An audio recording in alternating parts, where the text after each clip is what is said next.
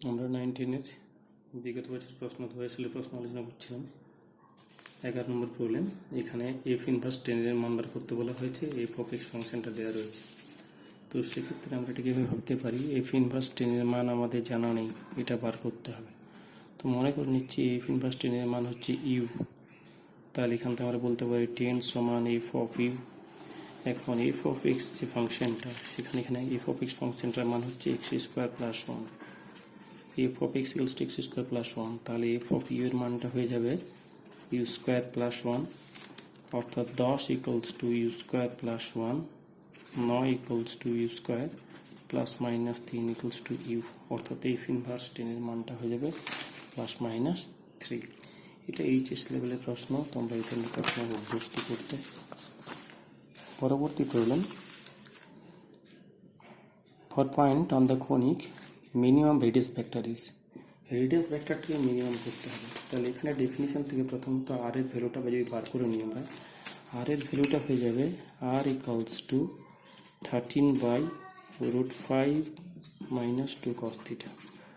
তাহলে আর এর মান সবচেয়ে কম হবে যখন এর মান সবচেয়ে বেশি হবে।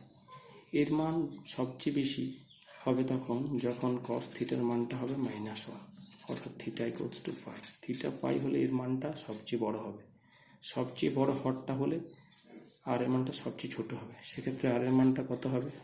আর এর মানটা হয়ে যাবে 13/√5 প্লাস 2। এর অ্যান্সারটা হবে কি?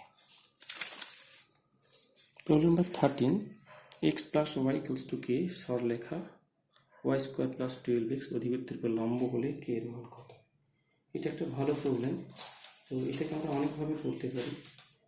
যদি আমরা থিওরি আকারে করি তাহলে আমরা জানি Y square equals to 4x যে প্যারাবোলা, তার উপরে কোনো একটা line Y equal to mx plus C, সেই লাইনটা যদি আমাদের নর্মাল আকারে ধরি আমরা, তো সেক্ষেত্রে যে নর্মাল লাইনটার আকার হয়ে যায় Y equals to mx minus 2am minus amq, অর্থাৎ Y square equals to 4x যেটা parabola, Y square equals to 4x parabola, এই প্যারাবোলার উপরে নর্মালের যে ইকুয়েশনটা Y square equals to mx minus 2am minus amq হয়ে যায়, যেখানে আমাদের Y equal to mx plus C রেখাটা হয়ে যাচ্ছে নর্মাল। তো এক্ষেত্রে আমাদের যে রেখাটা বলা হয়েছে নর্মাল রেখা, সেটা হচ্ছে X plus Y equals to K, X plus Y equals to K. সেক্ষেত্রে এটাকে আমরা ওই আকারে লিখলে Y equals to minus X plus K. এর সাথে যদি আমরা কম্পেয়ার করে নিই তাহলে এম এর মানটা এখানে হয়ে যাবে -1, এম ইকুয়ালস টু হয়ে যাবে -1। আর প্যারাবোলাটা হচ্ছে গিয়ে Y square equals to 12x, প্যারাবোলাটা হচ্ছে Y square equals to 12x, তাহলে 4 ইকুয়ালস টু 12, তাহলে এর মান হচ্ছে 3, এম এর মান -1, এর মান 3। তাহলে এই সমীকরণে যদি আমরা মানগুলো বসিয়ে দিই, এম এর মান -1 যদি বসিয়ে দিই, তাহলে আসলে রেখাটা হবে কি, এম এর মান -1 বসিয়ে দিলে এটা হবে কি Y equal to -x plus 2m plus 2a plus A, অর্থাৎ -x প্লাস 3, -x প্লাস 3, এর মান হয়েছে 3, তাহলে এটা হবে -x plus 3 into 3, y equal to -x plus 9, y plus x equals to 9। আমরা যদি y plus x equals to K সমীকরণের সাথে তুলনা করি তাহলে কে এর মানটা হচ্ছে কি 9। আবার প্রথম থেকে নর্মাল ইকুয়েশনটা হয়ে যায় y equal to mx minus 2am minus amq, y equals to 4x প্যারাবোলার জন্য। এখানে দেওয়া রয়েছে নর্মালটা x plus y equals to কে, তাহলে এটাকে আমরা লিখতে পারি y equal to -x plus K. এক্ষেত্রে এর সাথে কম্পেয়ার করলে এম এর মানটা হচ্ছে -1 এবং y square equals to 12x, even প্যারাবোলার সাথে কম্পেয়ার করলে এর মান হচ্ছে 3। এই সমীকরণে যদি এম এর মান -1 বসিয়ে দেওয়া হয় তাহলে y ইকুয়াল টু -x, -1 বসালে প্লাস 2a, -1 বসালে প্লাস এ, অর্থাৎ y equal to -x plus 3a, এর মান 3, তাই -x plus 3, y equal to -x plus 9, y plus equals to 9। Given ইকুয়েশনের সাথে কম্পেয়ার করলে কে এর মানটা চলে আসছে আমাদের 9। এছাড়াও আমরা বিকল্পভাবে প্রবলেমটা সমাধান করতে পারি। বিকল্পে কীভাবে না, Y square equals to 12x যে প্যারাবোলাটা, Y square equals to 12x প্যারাবোলাটার উপরে আলফা কমা বিটা পয়েন্টে আমরা প্রথমত নর্মালের ইকুয়েশন বার করব। তো তো সেক্ষেত্রে নর্মালের গ্রেডিয়েন্ট আমরা বার করে নিতে পারি। নর্মালের গ্রেডিয়েন্ট হয়ে যায় মাইনাস ডিএক্স ডিওয়াই। তাহলে প্রথমত আমরা ডিওয়াই ডিএক্স বার করে নিচ্ছি। 2y dy dx equals two হচ্ছে 12, ডিওয়াই ডিএক্স হচ্ছে গিয়ে 12/2y 6/y। তাহলে মাইনাস ডিএক্স ডিওয়াইটা হয়ে যাবে -y/6। At the point alpha comma beta যদি আমরা ভেবে নিই তাহলে এটা হবে -y/বিটা। এটা হচ্ছে গ্রেডিয়েন্টটা। আর গিভেন যে লাইনটা আছে y plus X equals to কে, এই লাইনটার গ্রেডিয়েন্ট হবে কি y মাইনাস এক্স প্লাস কে। তাহলে এক্ষেত্রে গ্রেডিয়েন্টের মানটা কত হবে? এটা হবে -1। এক্ষেত্রে এম এর মানটা কত হবে? y equal to mx plus M এর মানটা হচ্ছে -1। আর এক্ষেত্রে মানটা হচ্ছে এটা হচ্ছে -β/6, -β/6। তাহলে -β/6 ইকুয়ালস টু -1, -β/6 ইকুয়ালস টু -1। তাহলে হয়ে গেল বিটা ইকুয়ালস টু 6। আবার আলফা কমা বিটা যে পয়েন্টটা সেটা x plus Y equals to 9 এই রেখার উপর লাই করে। আবার y square equals to given যে parabola Y square equals to 12x এটার উপরও লাই করে। তাহলে এক্ষেত্রে বলতে পারি beta square equals to 12 alpha. তাহলে 6 6 36 equals to 12 alpha. 3 12 36, 3 equals to alpha. তাহলে বিটার মান হচ্ছে 6, আলফার মান হচ্ছে 3। এই আলফা বিটাটা এই সমীকরণের উপরে লাই করে। তাহলে আলফা প্লাস বিটার মানটা কত হবে গিয়ে? কে ছিল? Alpha plus beta equals to কে। তাহলে আলফার মান হচ্ছে গিয়ে 3, বিটার মান 6 ইকুয়ালস টু কে, তাহলে 9 ইকুয়ালস টু কে। আবার প্রথম থেকে আমরা কি করলাম না, এটার গ্রেডিয়েন্টটা বার করে নিয়েছি। তাহলে নর্মালের গ্রেডিয়েন্ট হবে গিয়ে minus DX DY at the point alpha comma beta. DY DX এর মান 6/y, মাইনাস ডিএক্স ডিওয়াই মানটা হবে -y/6 at alpha comma beta হবে -β/6। আর গিভেন ইকুয়েশন হচ্ছে y plus x equals to k. এক্ষেত্রে y equal to -x plus কে। তাহলে গ্রেডিয়েন্টটা m ইকুয়ালস টু হবে -1। এটা হচ্ছে -β/c, এটা হচ্ছে -1। এরা পরস্পর সমান হয়ে যাবে। -β/c equals to -1। এখান থেকে বিটার মানটা 6। এই আলফা কমা বিটা পয়েন্টটা x plus Y equals to কে এই সরলরেখার উপরে থাকবে, এমনকি প্যারাবোলার উপরে থাকবে ওয়াই ইকুয়ালস টু 12x। এই পয়েন্টটা স্যাটিসফাই করে দিলে beta square equals to 12 alpha, বিটার মান 6, 36 ইকুয়ালস টু 12 আলফা। সেক্ষেত্রে আলফার মান 3, আলফা এবং বিটার মান 3 এবং 6 হলে alpha plus beta equals to কে। তাহলে কে এর মান হয়ে গেল 9। পরবর্তী 14 নম্বর problem. Coordinate of the pole of the straight line with respect to the parabola y square equals to 8x। এক্ষেত্রে আমাদের পোলের কোঅর্ডিনেট বার করতে হবে। তো ধরে নেব আমরা পোল, এটা আলফা কমা বিটা বিদা পোল। এখন উইথ রেসপেক্ট টু কথাটা গুরুত্বপূর্ণ, কারণ আলফা কমা বিটাটাকে পোল ধরলে এই কার্ভের সাপেক্ষে পোলার হবে। পোলার ইকুয়েশন বার করার জন্য আমরা ট্যানজেন্ট ইকুয়েশন যেমনভাবে বার করি সেভাবে বার করব। তো সেক্ষেত্রে আমরা আলফা কমা বিটা পয়েন্টে এই কার্ভের সাপেক্ষে Y square equals two 8x এর সাপেক্ষে পোলার ইকুয়েশন হয়ে যাবে Y beta equals to 4 into X plus alpha, বা এটা লিখতে পারি 4x minus Y beta plus 4 alpha equals to 0। এই রেখাটাই এই রেখার সাথে ইকুইভ্যালেন্ট হয়ে যাবে। তাহলে সহগুলো যদি কম্পেয়ার করি 4/2 minus beta by -5 equals to 4 alpha by -4। সেক্ষেত্রে 2 equals to beta by 5 equals to minus alpha. তাহলে বিটার মান হচ্ছে 10, আলফার মান -2। তাহলে -2 10 হবে। পরবর্তী problem, if the straight lines দুটো রয়েছে বি কোপ্লেনার। দুটো স্ট্রেট লাইন কোপ্লেনার হওয়ার কন্ডিশন কি? স্ট্রেট লাইন দুটো suppose x minus x1 by L1, y minus y1 by M1, z minus z1 by N1 একটা straight line.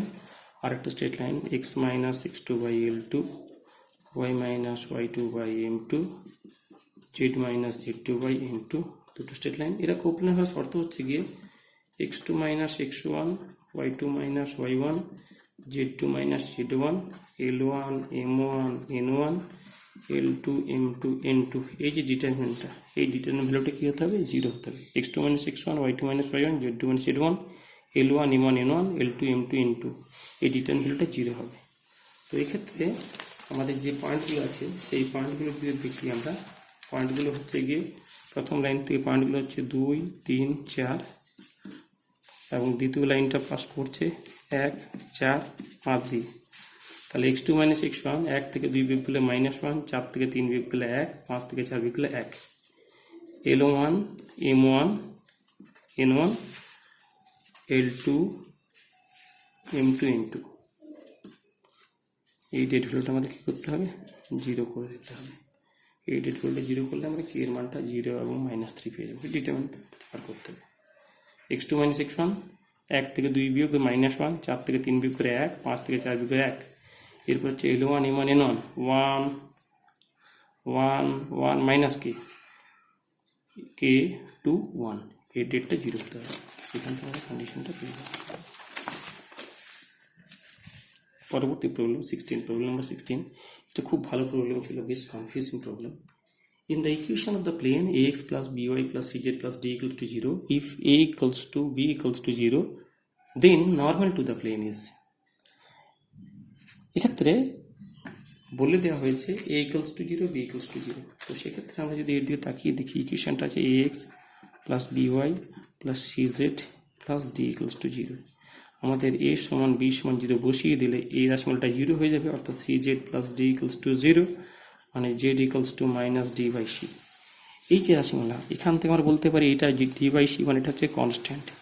z equals to constant হচ্ছে একটা তলের সমীকরণ, যে তলটা xy তলের সমান্তরাল। z equals to কনস্ট্যান্ট একটা তলের সমীকরণ, যেটা হচ্ছে xy তলের সমান্তরাল। xy তলের সমান্তরাল তলের সমীকরণ হচ্ছে z equals to কনস্ট্যান্ট। আর xy তলের সমীকরণ হচ্ছে z equals to 0। xy তলের সমীকরণ z equals to 0, z equals to constant হচ্ছে xy তলের সমান্তরাল। এখন xy তলের সমান্তরাল এই তলটার উপরে নর্মাল হচ্ছে কি, লম্ব হচ্ছে z এক্সিস। xy তলের উপরে লম্ব হচ্ছে z এক্সিস। প্রশ্নটা করেছে যে a সমান b সমান 0 বসে যে তলটা পাচ্ছি, সেই তলটা normal to the plane is, then normal to the plane is, এই তলের সাথে নর্মাল যেটা হবে সেই নর্মালটা কি হবে। স্বাভাবিকভাবে এই তলটা হচ্ছে কি জেড অক্ষের সাথে সমান্তরাল, তাহলে এই তলের যে নর্মাল হবে সেই জেড অক্ষটা হচ্ছে নর্মাল, তাহলে এই তলের যে নর্মাল সেটা হচ্ছে কি জেড অক্ষ। Then normal to the plane is parallel to z axis, অপশনগুলোর মধ্যে একটাই রয়েছে প্যারালাল টু জেড এক্সিস। এমনিতে যে ইকুয়েশনটা জেড ইকুয়ালস টু কনস্ট্যান্ট, এটা হচ্ছে গিয়ে xy তলের সমান্তরাল তলের সমীকরণ, xy তলের সমান্তরাল তলের সমীকরণ, আর xy তলের সাথে লম্ব হচ্ছে জেড এক্সিস। তাই এই তলের যে নর্মাল, তলের যে লম্ব, সেই তলের লম্বটা জেড এক্সিস সাথে সমান্তরাল হবে। পরবর্তী প্রবলেম নাম্বার 17। এখান থেকে তল দুটো দেখলেই বোঝা যায় এদের ডিআরএসগুলো 2 -1 3 2 -1 3। এরা সমতল দুটো প্লেন, দুটো প্যারালাল প্লেন, এবং এদের বিপরীত পাশে রয়েছে একটা +7 একটা -19। এই তল দুটো বিপরীত পাশে রয়েছে। তাহলে তল দুটো যদি বিপরীত পাশে রয়েছে, তল দুটোর মধ্যে আমাদের দূরত্ব যদি ভাবা হয়, এমনিতেই যদি আমরা দেখি 7 এবং 19 মানে হচ্ছে কি 26, এবং √2² প্লাস -1² প্লাস 3² তো সেক্ষেত্রে আমরা ওই সবার ক্ষেত্রে যেহেতু ভাগটা একই থাকবে, তো এই ক্ষেত্রে আমরা এটা ভেবে নিতে পারি 7 এবং 19 এদের মাঝের ডিস্টেন্সটা হচ্ছে কি 26। তাহলে এদের মাঝে যে তলটা থাকবে সেটা হবে প্রথম তল থেকে 13 নিচে, আবার নিচের তলটা থেকে 13 উপরে। তো সেক্ষেত্রে -19 থেকে 13 উপরে গেলে হয়ে যাবে -6, আবার 7 থেকে যদি 13 নিচে নেমে আসে তাহলে -6। তাহলে এটা হবে কি 2x - y + 3 = -6, এটা হবে অ্যান্সার। পরবর্তী প্রবলেম, এটাও খুব ভালো প্রবলেম নাম্বার 18। এখানে আমাদের ডেফিনেশনগুলো একটু খেয়াল রাখতে হবে। a × b × c, এই ডেফিনেশনগুলো আমরা মনে করে নিই।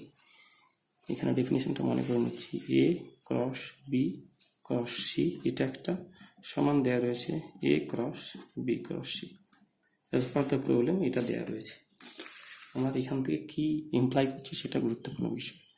তো a × b × c এটাকে আমরা এইভাবে লিখতে পারি, প্রথমে এটা মাঝের যেটা আছে সেটা বেরিয়ে আসবে, প্রথমে মাঝের বেরিয়ে আসবে মাইনাস প্রথমে বেরিয়ে আসবে, এটার ক্ষেত্রে প্রথমে একটা বেরিয়ে আসবে। তাহলে এখানে আমরা b.c, ডট প্রোডাক্ট কমিউটেটিভ হয়, ক্রস প্রোডাক্ট কমিউটেটিভ হয় না।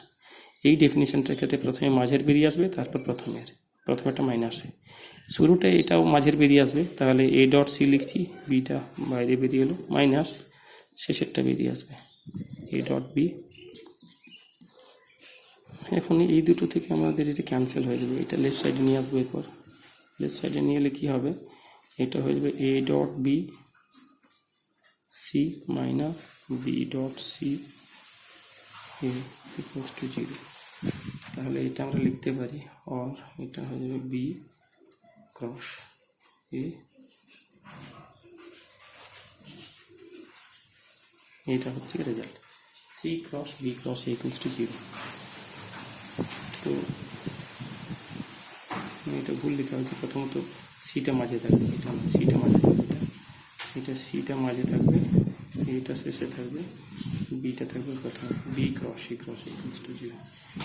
প্রথমে এটা মাঝেরটা বেরিয়ে আসে এবং তারপর শেষেরটা বেরিয়ে আসে, তাহলে এটা হচ্ছে actually B cross C cross. আমি আবার লিখছি B cross C cross equals to 0। আবার নিয়মটা আমরা মনে করে নিই, এটা ভেক্টর অবশ্যই। আবার নিয়মটা মনে করে নিই। প্রথমত আমার এটা সাথে বেশি পরিচিত, এ ক্রস বি ক্রস সি। এক্ষেত্রে প্রথমত মাঝেরটা বেরিয়ে আসবে, তাহলে বি বেরিয়ে এলো, বাকি দুটো ডট প্রোডাক্ট, এবং সি বেরিয়ে এলো, বাকি দুটো ডট প্রোডাক্ট। আর এটার ক্ষেত্রে প্রথমে মাঝেরটা বেরিয়ে আসবে, এ আর সি পড়ে থাকলো, এবং তারপর প্রথমেরটা বেরিয়ে আসবে। তো এখান থেকে আমাদের শেষ যেটা পেলাম, এই যেটা লিখেছি তার সাথে আমরা টেলি করে নিচ্ছি। প্রথমে সি বেরিয়ে এসেছে, তারপর এ বেরিয়ে এসেছে। এখন দুটো রাশির ক্রস প্রোডাক্ট যদি 0 হয়, তাহলে আমরা বলতেই পারি B vector parallel to C cross A vector. এটা বলতে পারি বি ভেক্টরটা হচ্ছে এটা parallel to C cross A vector, এটা হতে পারে। আবার সি ক্রস এটা যদি 0 হয়ে যায়, সি ক্রস এ 0 হলে কি হবে, তাহলে সি ভেক্টরটা প্যারালাল টু এ ভেক্টর বলতে পারি। C vector parallel to a vector, c cross এটা 0 হতে পারে। ঠিক আছে, তাহলে এখান থেকে আমরা প্রথমত বলতে পারি যে এ অ্যান্ড সি ভেক্টর আর প্যারালাল টু ইচ আদার।